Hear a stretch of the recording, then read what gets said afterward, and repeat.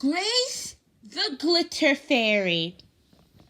The party fairies. Rainbow magic. The party fairies. Grace the glitter fairy can't bring a sparkle to the birthday party without her magic party bag of balloons. But Rachel and Kirsty have a bright idea to keep Grace's glittery bag safe. There's a magic party bag in each rainbow magic story. Help the girls to find them all and keep them safe for the fairies. There's Grace. She is book number 17.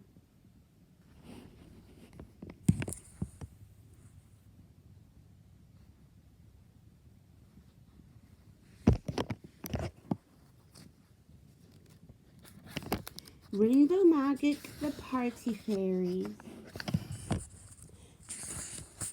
Here's the map. Jack.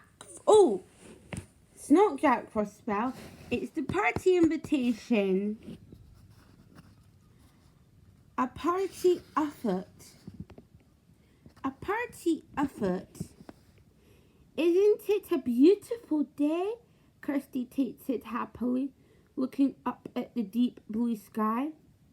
I'm so glad you're staying here for a whole week, Rachel. Kirsty was sitting on the grass in the Tate's back garden, making a daisy chain with her best friend, Rachel Walker. Pearl, Kirsty's black and white kitten, was snoozing in a patch of sunshine in the middle of the path.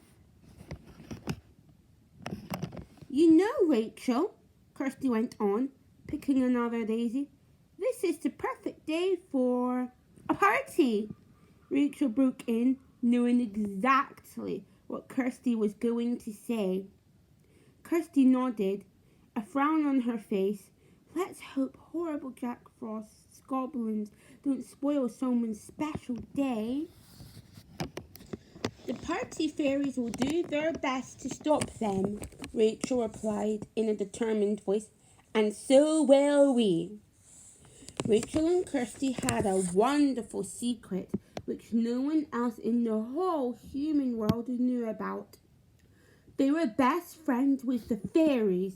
So far, the girls had helped the rainbow fairies and the weather fairies against Jack Frost's evil spells. Now it was the turn of the party fairies. Isn't it just like mean old Jack Frost to want to spoil everyone's fun? Said Kirsty.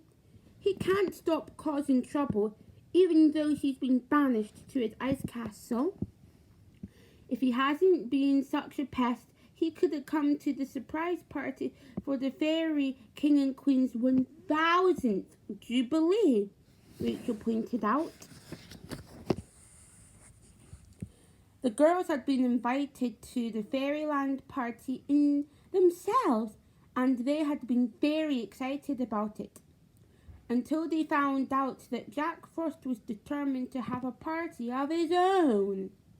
His goblins were causing trouble at the human parties so that the party fairies would appear to put things right. Then the goblins would try to steal the fairies' magic party bags for Jack Frost to use at his party. We managed to keep Cherry the cake fairy and Melody the music fairy's party bag safe, Kirsty said, adding another daisy to her chain. We'll just have to keep our eyes open.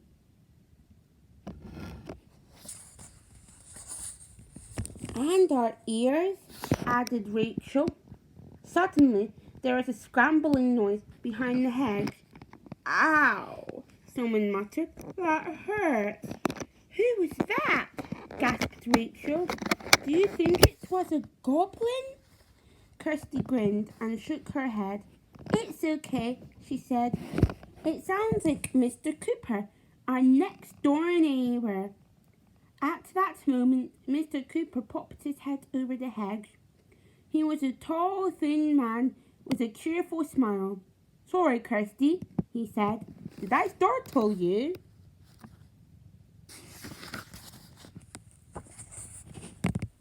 I pricked my finger on the rose bush. He held up a small parcel wrapped in shiny blue paper.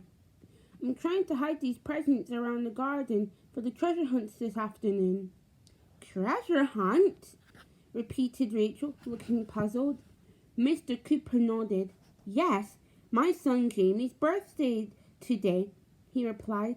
"He's 5 and we're having a party." "A party?" Rachel and Kirsty glanced at each other in excitement. "We've got 10 children coming," Mr. Cooper went on, "and we've hired a clown, Mr. Chuckles. Jamie is really excited." He smiled and shook his head. "It's going to be a lot of hard work, though." Rachel nudged Kirsty, who knew exactly what her friend was thinking. "Maybe Rachel and I could come over and give you and Mrs. Cooper a hand," Kirsty suggested. "Yes, we'd love to," Rachel added eagerly.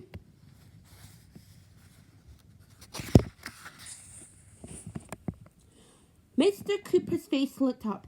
"That's very kind of you," he beamed. "Jamie would love that. The guests are arriving at 3 o'clock, so could you come at 2? "Of course we will," Rachel and Kirsty said together. Mr. Cooper gave them a grateful smile and went off to hide some more parcels. Kirsty turned to Rachel, her eyes wide with excitement. "Do you think a goblin will turn up and try to spoil Jamie's party?" she asked.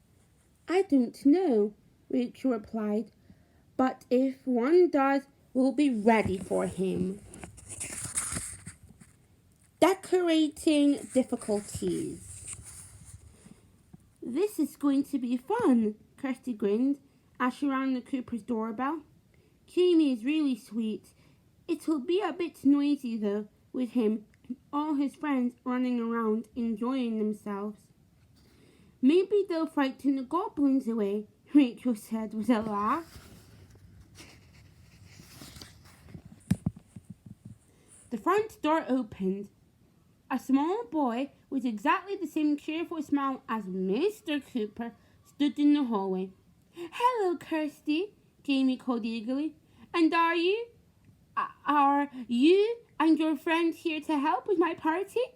"Yes, we are," Kirsty replied, smiling and handing Jamie a parcel. "Happy birthday, Happy birthday!" Jamie tore off the wrapping paper excitedly and beamed when he saw the bright red car inside. "Thank you!" "Come on," he said, taking Kirsty's hand. "Me and Mummy are putting up decorations in the lounge." Rachel and Kirsty followed him down the hallway. Mrs. Cooper was standing on a chair, pinning a "Happy Birthday" banner to the wall. "Hello, Kirsty," she smiled. "And it's Rachel, isn't it? It's so kind of you to help out." "Thank you." "Mum," Jamie was dancing around the lounge, waving his new car. "Look what Kirsty and Rachel gave me. And can we put up the streamers now? Can we?" "There's still an hour to go, and he's already fizzing with excitement," Mrs. Cooper said, laughing. "Would you be able to put up the streamers and balloons, please, while I go and help Jamie's dad finish the food?" She pointed to a folded gold-coloured paper tablecloth and some bowls and plates which were on the table. "And if you have time, could you lay the table too?" "Of course we can," Rachel replied. Mrs. Cooper thanked the girls and hurried off to the kitchen. Jamie grabbed the box of decorations from the sofa. Daddy bought some extra long streamers, said Jamie proudly. They're gold and silver. Look! He began unrolling one of the streamers, but before he had gone very far, a piece about 50 centimeters long dropped off and floated to the ground. Oh, Jamie gasped. I'm sure the rest of it's okay, Rachel said quickly.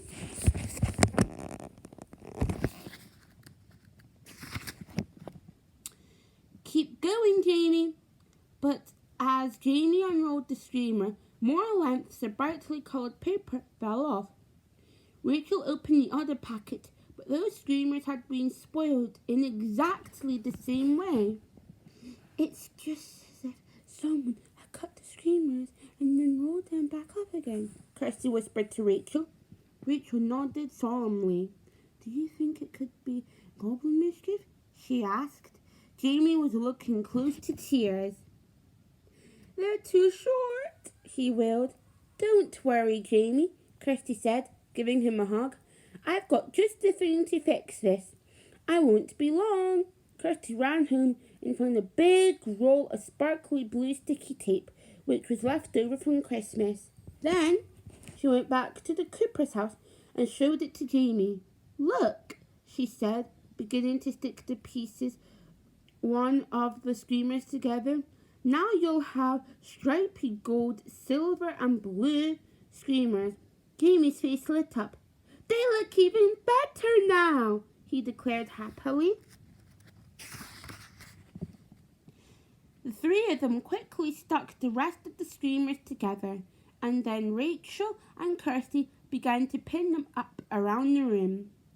They had just finished when there was a ring at the doorbell. That'll be Mr. Chuckles, Mrs. Cooper called from the kitchen. Could you let him in, please, Kirsty?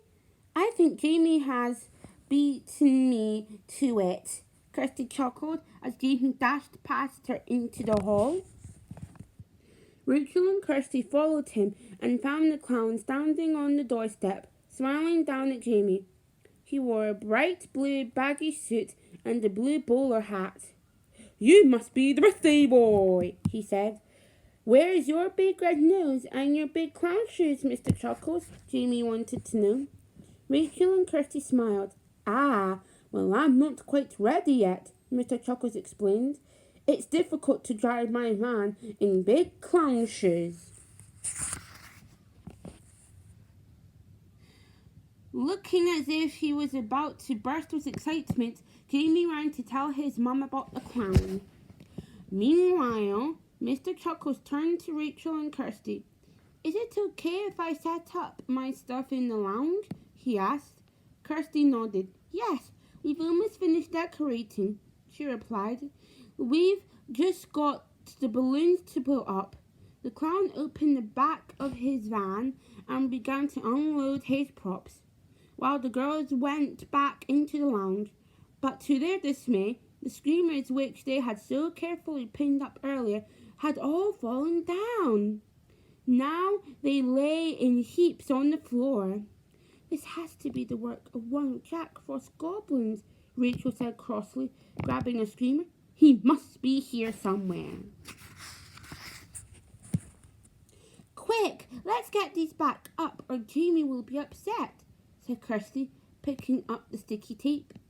The girls worked fast and got the streamers back in place before Jamie came bouncing into their room. We're going to blow up the balloons now, Jamie, said Kirsty, opening one of the packets, which colour shall we start with? Gold, Jamie called eagerly. Kirsty began to blow air into the long gold balloon, but although she huffed and puffed and got red in the face, the balloon wouldn't inflate. It reminds me as flat as a pancake. There's a hole in it, Rachel said, peering closely at the balloon. The girls exchanged a look. They were both thinking the exact same thing. Thank you for listening to me read Grace the Glitter Fairy.